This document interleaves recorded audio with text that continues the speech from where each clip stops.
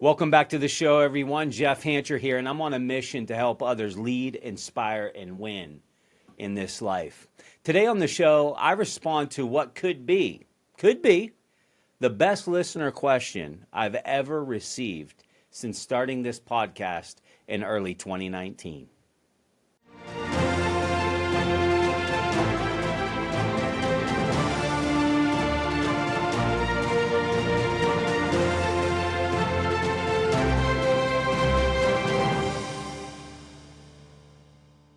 Hey everyone, thanks for joining me today. Hey, before I jump into the show, I want to take just a brief moment. I want to thank everyone who registered for the June of 2024 Performance Management Workshop. Because of your hunger, because of your desire to be a better leader, make bigger impact, and maybe most importantly is trusting in me and my delivery. We have sold out yet another workshop. If you would have told me 5 years ago when I embarked on this journey that people would be jumping on planes to come to Pittsburgh, Pennsylvania to join me for a workshop, I'm not sure I would have believed you. And I say that with the most humility that I can muster up. I am so humbled and honored to continue to serve you all, to continue to fill up conference rooms, to continue to serve leaders to make bigger impact. If you're listening and you had hoped to be in the room, but didn't register in time before it sold out, make sure that you email us at info@jeffhancher.com, and I will guarantee you a seat in the next workshop, and I'll have a gift waiting for you in the room as our way of saying thanks. If this is you, make sure that you reference this podcast episode in your email. Shoot us a message at info@jeffhancher.com with the subject line Performance Management Workshop. We will ensure your seat, and we will make sure a gift is waiting for you when you're in the next one. All right, without further ado, I present to you what I think could be the best listener question I have ever received. This question is from Melissa, and this is what Melissa had to say. Jeff, after listening to your show for the past several months, one of the things I often hear you emphasize is the importance of learning from those that have been where we desire to go. I'm newer to leadership, and I have so much to learn. Now that you're a seasoned leader, can you share some leadership insights that you now know but wish you knew better when you began your leadership journey? Thanks for all you do to help us grow as leaders, Melissa. Well, Melissa, let me thank you. Thank you for listening, first off, and thank you for an amazing question. I love these questions because, this one is kind of purposed as a kind of a protege question to a mentor. And I believe so much can be learned by asking the right questions. And as a new leader, this question allows you to really fine-tune your focus in areas that potentially can make the biggest impact. And so if you are listening, remember this. Get around great people. Get around great mentors and ask them great questions. These questions will draw out their wisdom, will draw out their experiences. When I began to ponder this question, I felt like there could be no end to when this episode would ever end because, oh my gosh, if I knew now what I knew then, where do you even begin and how does that even end? I don't know. I could probably make a list of 100 or more things. However, I've boiled it down to my top 10, and I surely did not rank them because I don't even know how you would. They're all important. So for the sake of time, I'm not going to go into great detail on each of these. My goal of this episode is to give you some areas to focus on and to maybe give you a little bit of resources on these topics. So here we go. In no certain order of importance. If I knew now what I knew then.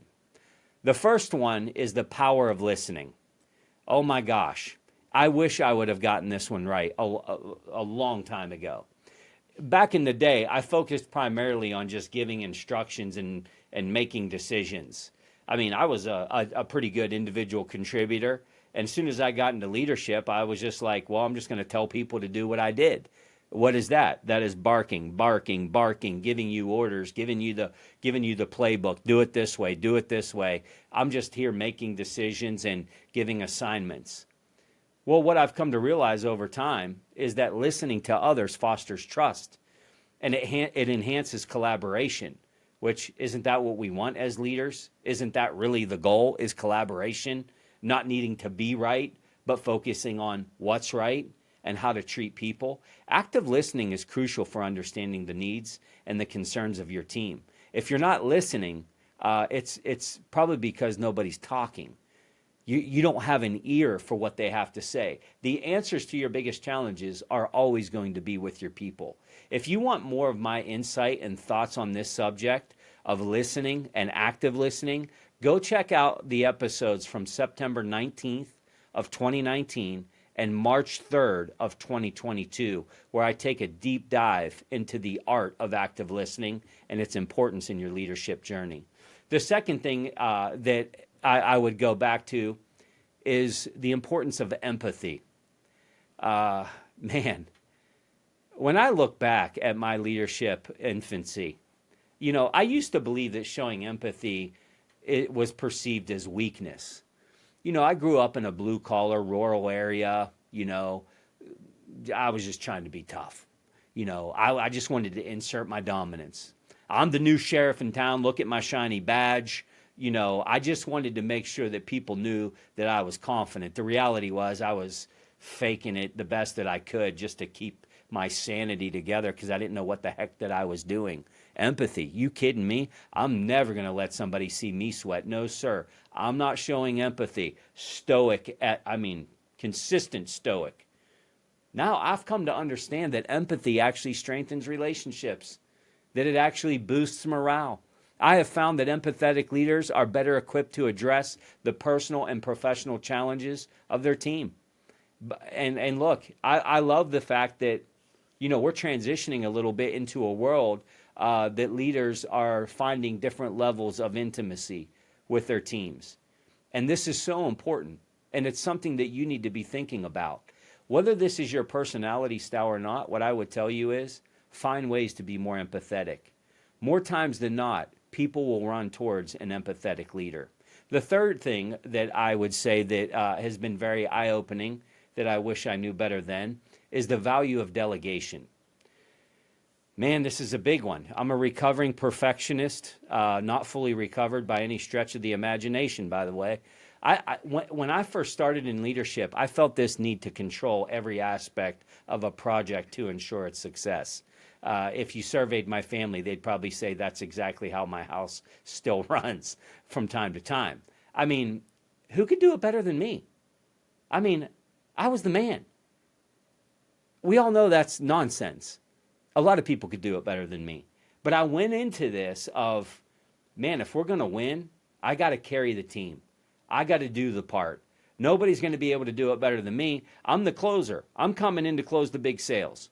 I can jump on the phone and drive appointments. Why would I have anybody else do that when I'm the best at this? Over time, I realized that delegating tasks empowers others. And what else does it do? It fosters skill development. As leaders, we're not looking for addition. We're looking for multiplication. That's what delegation does. It multiplies you. As leaders, we're not supposed to do it. We're supposed to be it. We're supposed to reproduce who we are, right? Trusting others with responsibilities builds a stronger, more capable team, and it prepares them for advancement. I had a lot to say about this subject in the episode from July 23rd, 2020. For more on my thoughts on delegation, go check out that episode. Number 4 would be embracing failure as a learning opportunity. Failure? You kidding me? Before we hit record on this show, we were just talking about that June workshop that holds 40 in the class, and I was sitting at 39, up until a couple days before the class started, and I thought I was going to have a mental breakdown because we didn't have another sellout workshop. Like, you want to talk about somebody that's taken the medicine that I'm delivering. I understand it. I get it. There was a time when I viewed failure as a sign of incompetence. Like, it must be me. I must be dumb. I must not be good enough. Now, I can say with certainty that failure is an essential part of growth and innovation. Learning from mistakes, it leads to improvement, encourages culture where team members are not afraid to take risks. Isn't that the culture that you want? Innovation at its very root comes from failure. We all know the Thomas Edison story, right? How many times did he try to get that light bulb to light up? But when they asked him, he said, I just figured out 9,999 ways that it didn't work. You want to talk about perspective. When you find proper perspective in failure, you start to embrace failure. You don't see failure as something happening to you, but yet for you. I'm not saying you got to like it, because in the moment it can sting. But man, if you can internalize this, it can literally change how you can embrace wisdom. Check out the episode from May 23rd, 2019. I share more on this topic of delegation. Number 5, the significance of work-life balance. Man, if I talked about this subject too long, I'd get emotional, because this one hits home. Literally, no pun intended. This one hits home, and this is a big one for me. I used to prioritize work over my personal life. And I'm not telling you it was that way all the time, but there were a lot of times that it was that way. You know, I had this mindset that long hours equated to dedication and success. It was kind of this badge of honor that I would wear, that I would be the first one in the office and I would be the last one there. And it would let everybody know that I meant business. Now, I'm not saying hard work and effort isn't admirable, but I do think that you can get that balance out of whack pretty quick. I had a fear of failure. And you take that fear of failure and then you sprinkle in a little bit of imposter syndrome and then a dash of poverty mindset. Well, that's what I had. And that created a recipe for a very unhealthy balance. And maybe you're listening and you can relate to that. You know, I was this young professional that wasn't running to something. I was running from something. And if you know what I'm talking about, this hits different. Running from something and running to something is different. And running from something can create some chaos in your life. I've come to value this concept. I've come to understand that maintaining a healthy work-life balance, it's crucial for the long-term productivity of your success. It's critical for your well-being. I realized that there came a point of diminishing return on my efforts. You know, once I would hit, 60 some hours, what was I really doing? I mean, my brain was fried. My body was exhausted. What was I doing? Just putting in time because I had become this machine? Like, it wasn't making me better. And I came to realize that. I realized that there came a point in time that more effort wasn't getting me more results. I don't think I'm even close to perfect today on this topic, but I can tell you that I'm definitely improving. Most recently, we interviewed Randy Gravitt, and we talked about his book, Winning at Home. This was just a few weeks back. Go listen to that. I hope it provokes your thought. I hope it convicts you in a way that maybe you can make some healthy change. Number 6, the benefits of continuous learning. Folks, this changed my life. And I'm not saying that flippantly. This literally changed my life. You've heard me say on this show many times, there's 2 things that can literally change who you become: who you surround yourself with and what you consume. There was a time that I felt like the training that the company offered would be sufficient. I mean, they are the company. Surely they know what's going on. Surely they know what I need. Have you ever stopped to think about this?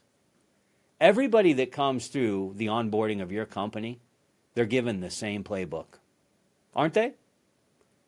Have you ever stopped to wonder, if everybody's given the same playbook, why doesn't everybody win the same way? Why are there winners and losers? Well, I'll tell you why.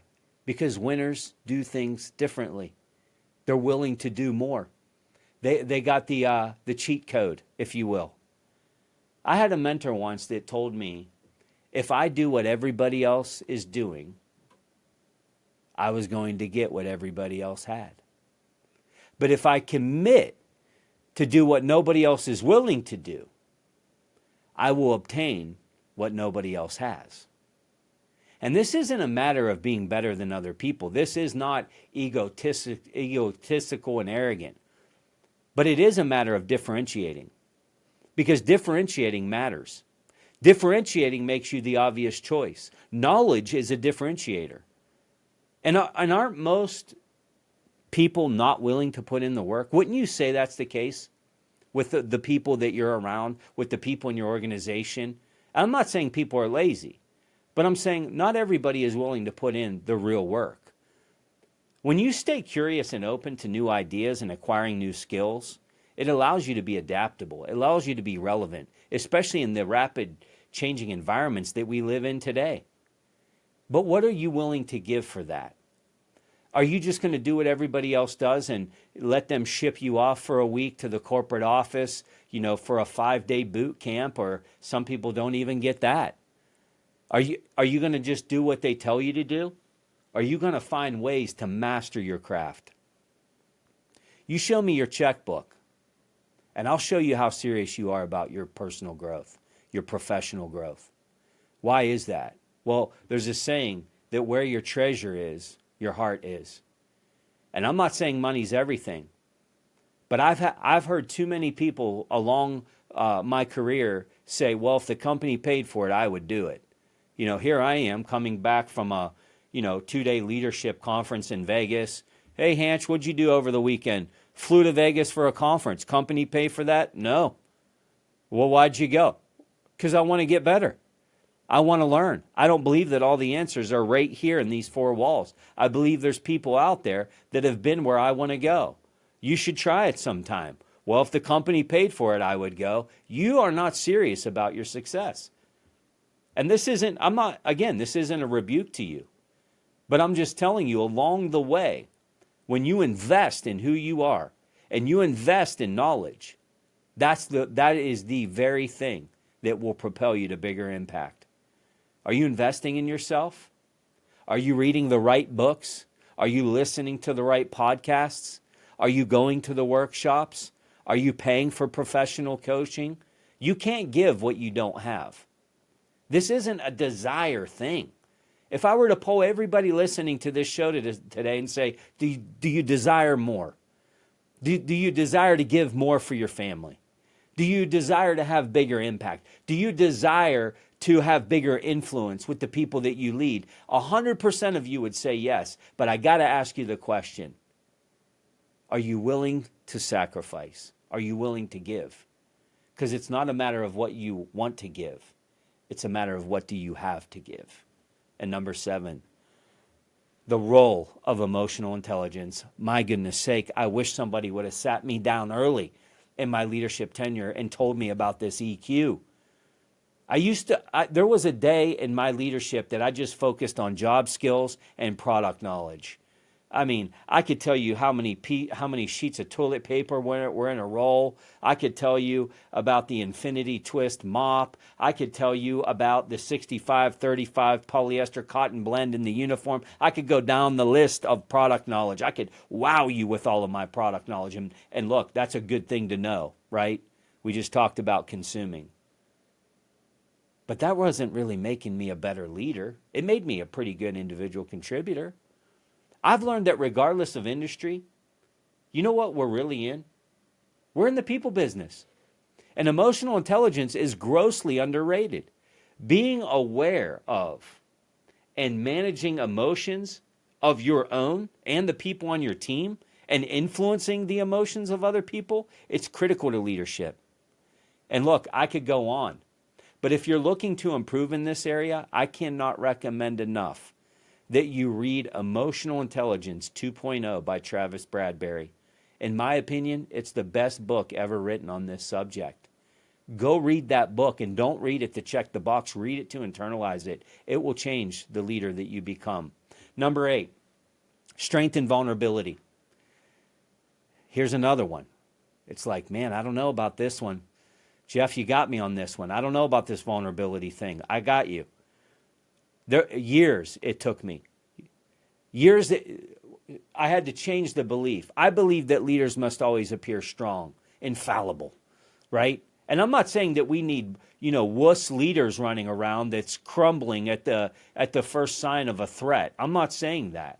Like, we need strong leaders. But I think that the pendulum can swing so far one way that we become this invincible thing. We become this invincible powerhouse that nobody could even attain to become. And is that who we really are? If you're honest with yourself and that's you listening, you know that's not who you really are. All of us have weakness. All of us, bear some type of challenge, hardship, setbacks, mistakes, whatever it might be. But for years, and I'm talking as a leader in the business world and as a leader in my home, man, you know what? I thought being an example to my son was like not crying when you got a boo-boo, right? We're tough. We're men, right? But as I gained leadership confidence, everyone, let me tell you, I began to understand that showing vulnerability, it creates authenticity. And it's a great way to build trust. Admitting mistakes, asking for help, it fosters a collaborative team environment. And when I caught wind of this, of course, like I wanted to win at work. But I was raising a son. And my wife would tell me, like, you're not raising a robot, Jeff. You don't cry at movies. The kid's never seen you cry. You're raising him to not have any level of emotion. Like, what are we doing? But look, I'm bringing some of this from childhood and needing to be tough. And you know what? When I caught this, and by the way, if you haven't cried for years and years and years and you've just bottled it all up, you've kind of forgot how to do it. And that's where I was. I couldn't even tell you the last time I cried. But here I was with my father, watching him take his last breath, dying of cancer. A long, painful journey. My mom had already passed, and this chapter closed. And I left him there in the hospice care, and I jumped in my car and I went home. And it was probably about 3:30 in the morning. And I remember getting to my bedroom and just feeling overwhelmed with emotion. And I thought to myself, you know what? I think if I allowed myself, I could cry. And I woke my wife up and I said, Dad passed. Can you go get the kids? She's like, hon, it's 3:30 in the morning. I said, I know, I think I have to cry. I'm not kidding you guys. My wife went and got my son and my daughter, sat them on the bed, and I said, guys, Pappy's with Jesus. And I lost it. I lost it. And there they are, just staring at me like, what in the world is going on? And then I got to look at my son in the face, and I said, you know what, Jake? It's okay to cry. I felt like that did something for our relationship. Now, I'm not here to tell you that I showed up at the Monday morning meeting and cried. There's no crying in sales, right? But what I am telling you is vulnerability is a powerful leadership tool. I took a deep dive on this subject in a 4-part series, 4 parts, 4 episodes that ran from the end of February of 2022 to early March of 2022. I'd really challenge you to go back and check that out. Number 9 is the power of recognition. I used to have this put your head down and do your job mentality. My focus was mainly on how do we get better? How do you improve? I could find your problem, right? I call it vanilla ice leadership. I'll leave it there for those vanilla ice lovers. But now, here's what I came to realize. It wasn't until a boss of mine gave me this revelation and understanding of the value of deposits and withdrawals that I began to change. If you've ever been to the performance management workshop, you might have walked away from that workshop with a 50-cent piece. If you know, you know. There's your cliffhanger to get to the next one. I began to see this benefit of this concept of what gets celebrated gets repeated. Isn't that what Dale Carnegie taught us? Didn't he tell us that we would get more bees with honey? I found this to be true. What gets celebrated, it absolutely gets repeated. This is not weak leadership. You celebrate greatness and you hold everybody accountable with firm boundaries. I've found that to be a healthy formula. And the last one, number 10, the value of mentorship. If I were ranking them, this might be number 1. I don't know, but it's got to be in top 3. I used to believe in self-sufficiency and figuring things out independently. Figure it out. Work through it. Outwork your lack of knowledge. I didn't even, matter of fact, I didn't even know how to obtain a mentor. Like I've heard about it. I've heard about this mentoring thing. I mean, look, nobody was telling me how to do this. Nobody was showing me. I heard about mentoring, but who would be my mentor? And what do? Do you walk up to somebody impressive and say, would you be my mentor? Like, that's corny and weird. Like, I don't even know how to approach this. But now this fake it till you make it, it failed me. It failed me time and time again. You can only fake it so long. The higher you go up, the less faking there is. People are looking for impact. People are looking for results. People are looking for execution. People are looking for leaders that can make things happen. You can't fake your way to the top. You might fake your way a little further if you have a little bit of charisma about you, but that party's going to end. Learning from others, learning from their experiences, it accelerates growth. It fast tracks your development. And as Melissa stated in her question, which I'm so grateful for, getting around people that have been where you want to go, it's imperative to leadership development.